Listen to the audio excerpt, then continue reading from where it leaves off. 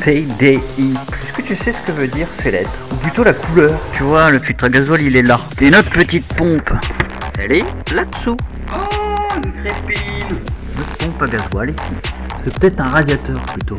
Ton entretien sur le compteur, il ne le prendra pas en compte parce que dans le calculateur, il y a un truc qui dit que... Tiens, écoute, on va voir si on entend la pompe.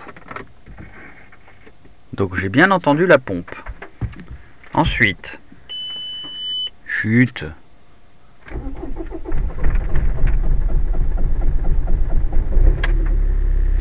Ok. Par contre, tu vois, derrière,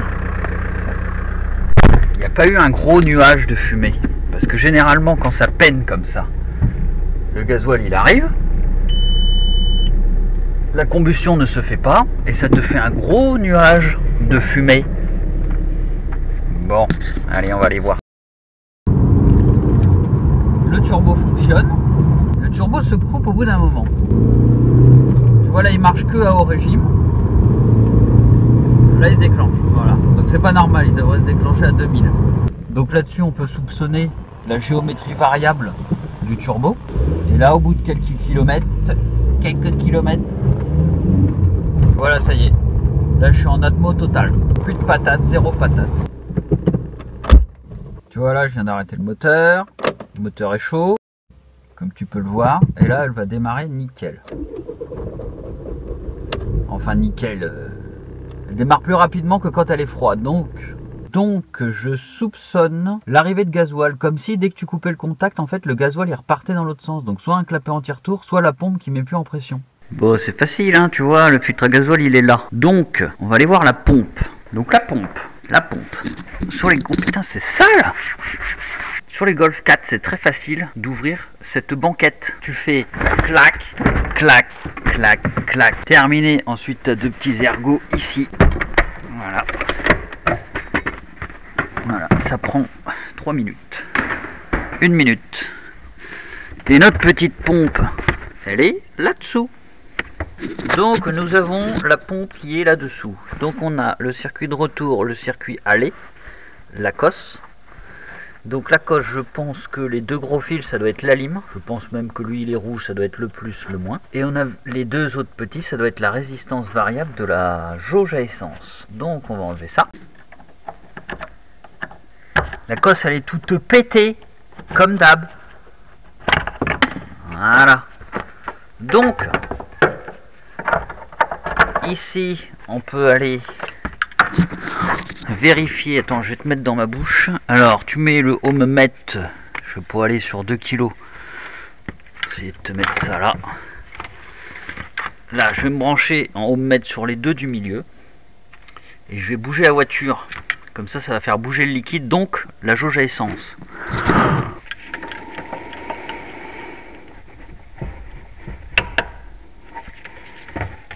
Bon, on a vu que la jauge à essence a l'air de fonctionner parce que la valeur ohmique bouge quand je bouge la voiture. Ensuite, on va se mettre là-dedans en voltmètre sur 12 volts. Enfin, sur 20 volts.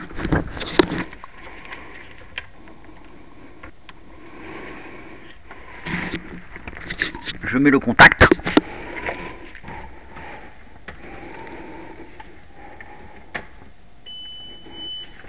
Voilà, il y a eu 12 volts et c'est revenu. Donc ça devrait être bon, la lime fonctionne.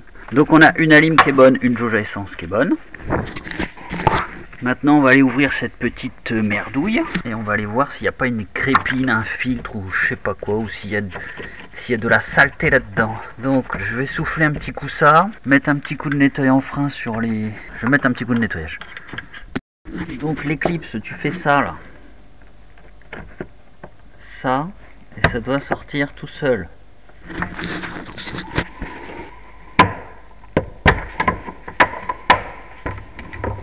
Voilà.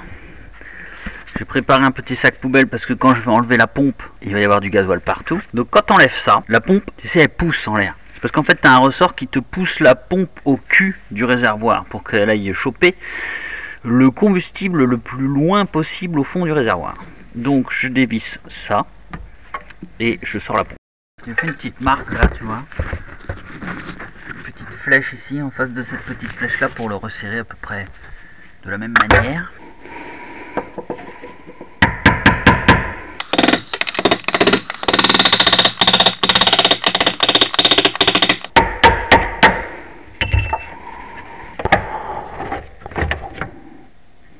Tu vois, comme je te disais, ça pousse. D'ailleurs, ça pue là.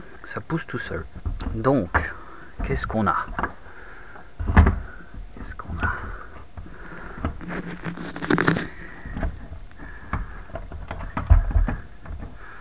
On a une jolie pompe qui veut pas sortir. Peut-être parce que il y a un joint qui nous fait chier. C'est pas facile d'une main. Exactement. D'ailleurs, elle est pleine.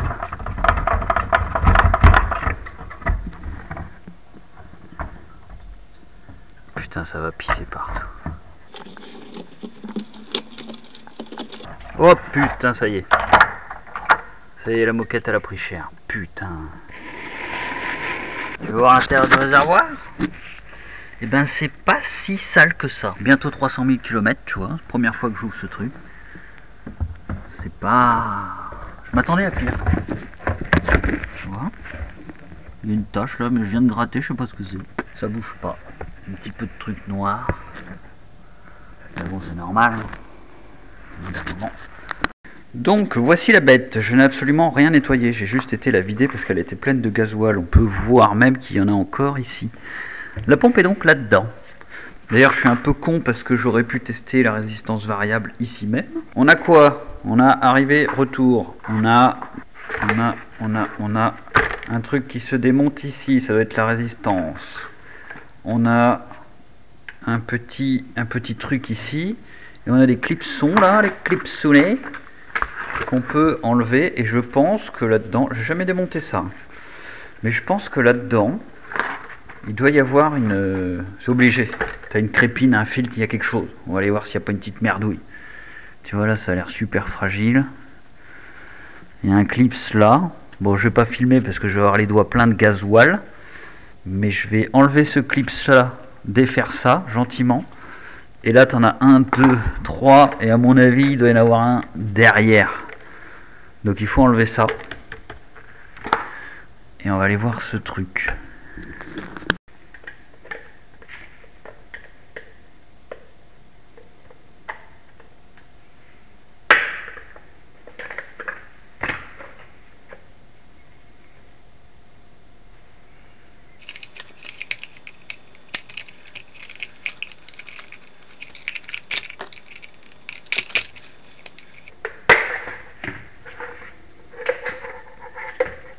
Oh, une crépine!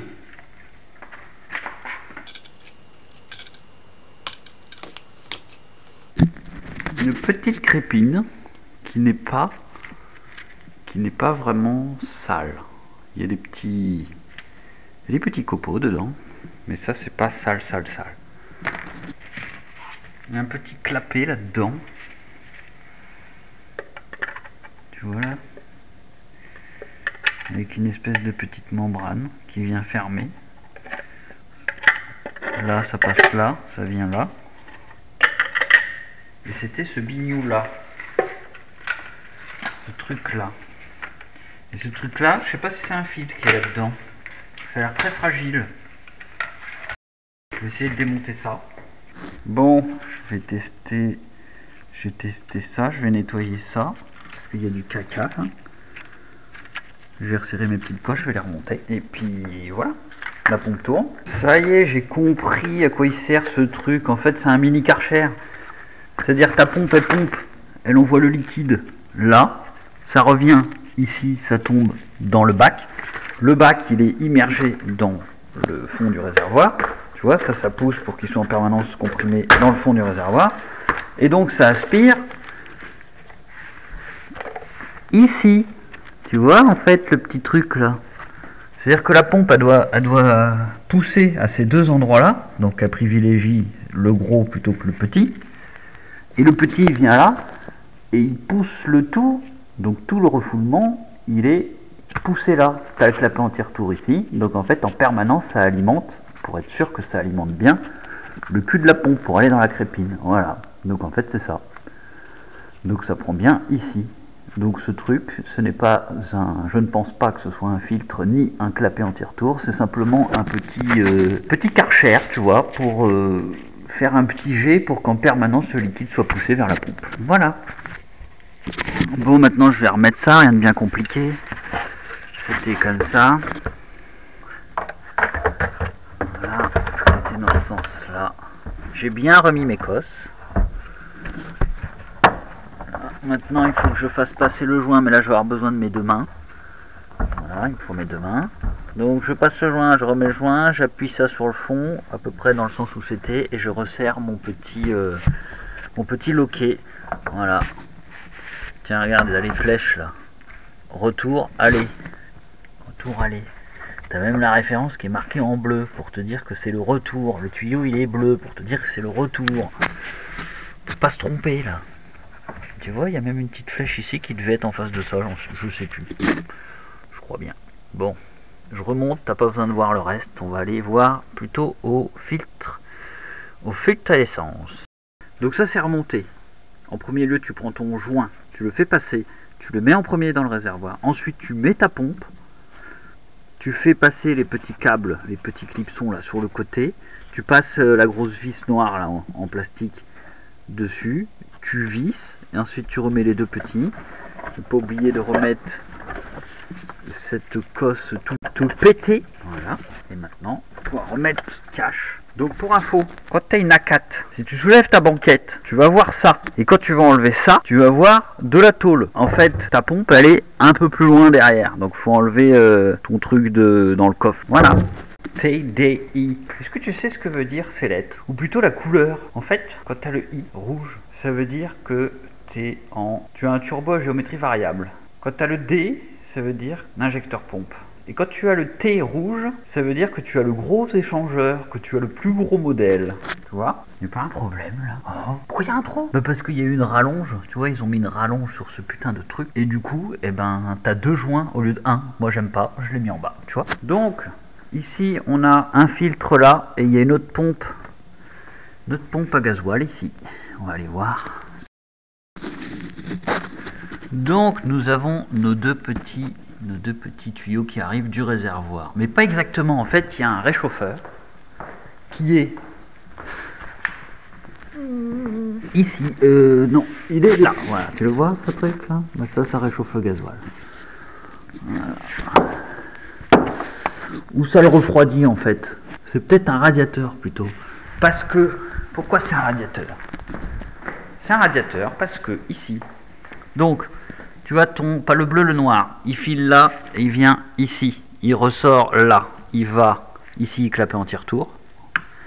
Il va à la pompe. La pompe, elle, son retour se fait en bas là. Tu le vois là-bas. Ça revient ici. Capteur de température de gasoil. Et ici, ça repart là, tac, ça revient dans le fil, je ne sais pas pourquoi, peut-être pour le purger, et ça retourne au réservoir. Donc, une fois que c'est arrivé là-dedans, ça met en pression, et le tuyau, c'est la culasse. La culasse est percée pour t'emmener le gasoil à tous les injecteurs pompes. Les injecteurs sur ce modèle, sont sous le cache-culbuteur. La pompe ici, elle est entraînée par l'arbre à cam, et donc, quand tu as ici c'est chaud, hein, il fait chaud ici, hein, c'est le moteur. Donc quand ici, ça t'a réchauffé le gasoil, à mon avis, s'ils ont mis le radiateur en dessous, ça doit être pour un peu le refroidir avant qu'il retourne au réservoir. Tu vois? Donc là, bah, je sens que j'ai une petite fuite ici, très léger. Je sais pas si c'est du gasoil ou de l'huile. Donc il y a peut-être un problème là-dedans, mais pour le moment, je vais pas toucher. Parce que la voiture a bientôt 300 000 km, et à 300 000 km, je vais enlever tout ce moteur pour aller faire un coup de nettoyage, vérifier les 2-3 fuites qu'on a et refaire la courroie de disque. Et puis cette propreté absolue. C'est drôle parce que quand tu regardes ça, ici, c'est plus propre. C'est plus propre qu'ici. Tu vois, le mec prend plus soin de son moteur que de sa caisse. Bon, je vais changer ça. Attention, ceci est en plastique, n'est pas toujours fourni avec le filtre à gasoil. Donc quand tu l'enlèves, tu fais très délicatement. Donc ça s'enlève par là. T'enlèves d'abord tes colliers. T'enlèves ça et ça tu le décales vers le haut. T'as deux petits joints toriques. Voilà. Quand t'as des durites, ça fait longtemps qu'elles n'ont pas été démontées, tu vois, comme ici là. Alors au lieu de faire le bourrin et de tout dépouiller, la petite technique c'est ça.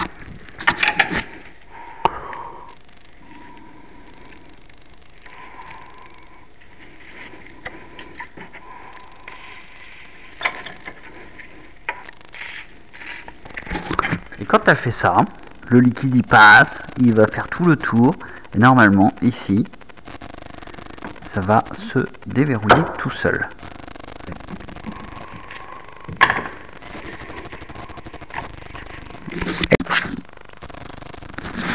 Oui, tu devrais pas faire ça, tu vas récupérer toutes les impuretés de ton ancien filtre, c'est pas bien. J'en ai rien à foutre, j'ai toujours fait comme ça et je ferai toujours comme ça. Je te déconseille de le faire, c'est pas comme ça qu'on fait, mais moi j'ai toujours fait comme ça. Donc tu vois, je suis un vieux crouton. Le filtre à gasoil est donc remis, tu vois, pour le mettre au niveau comme ça, moi je le mets ça. Parce que si tu le mets trop haut, il va taper là. Donc moi je mets pile à fleur de cette petite targette là, pour pouvoir enlever ça. C'est tout. Voilà. Et donc maintenant on va le réamorcer. Et pour le réamorcer, bah, tu mets 3-4 coups de clé. Voilà, la pompe. La pompe était désamorcée également.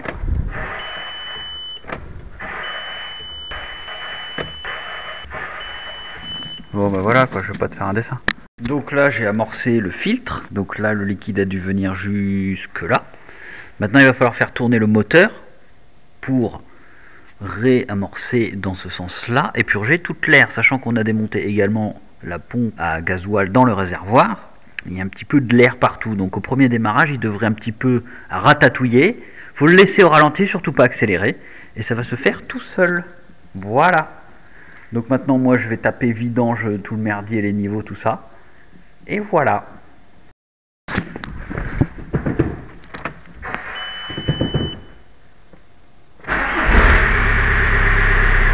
J'adore cette voiture. J'adore cette voiture. Me demande pas pourquoi j'adore cette voiture.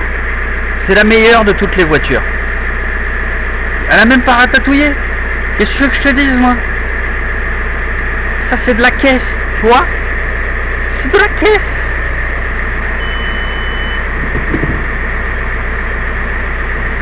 Faire chauffer un petit peu l'huile pour la vidanger. Et puis voilà. J'adore cette voiture. Bon, je vais pas t'expliquer comment on vidange un moteur, il n'y a rien de plus simple. Tu défais ton bouchon, voilà, t'enlèves ton filtre à huile, tu vidanges tout, hop, tu remets de l'huile, tu regardes tes niveaux, tu démarres, tu remplis le filtre, tu arrêtes ton moteur, tu refais les niveaux parce que le filtre n'était pas amorcé. Voilà. Par contre, il y a une petite subtilité. Tu as le capteur qui est, tu sais, le capteur de présence d'huile qu'il y a en dessous, dans le cache du dessous là.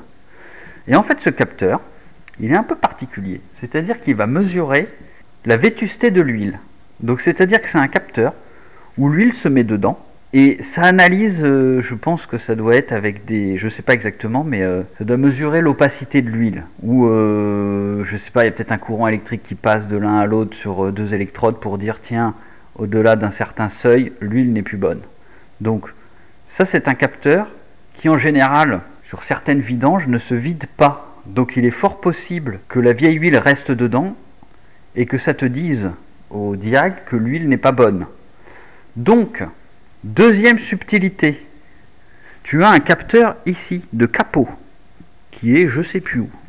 Bref, si ce capteur-là est mort, c'est-à-dire que si par exemple quand tu ouvres ton capot, ça ne t'affiche pas le voyant capot ouvert, si tu remets à zéro ton entretien sur le compteur, il ne le prendra pas en compte.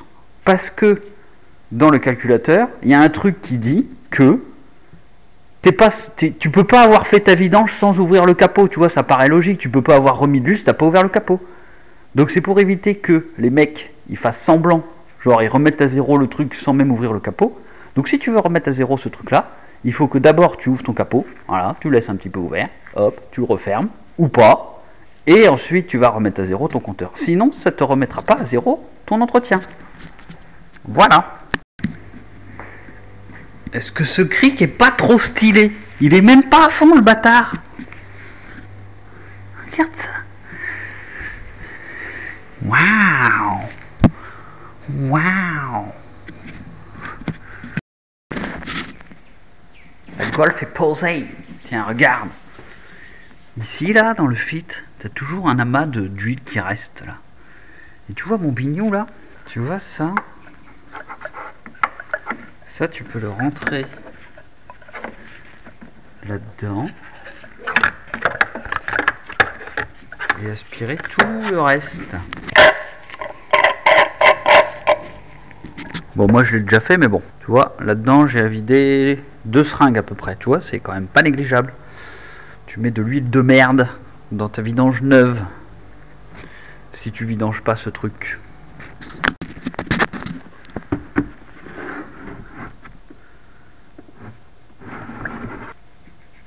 Sale.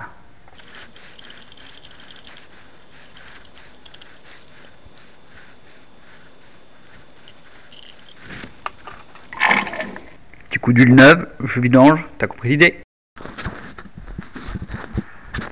De ce petit capteur là je te parlais, tu vois? Voilà. La suite au prochain épisode.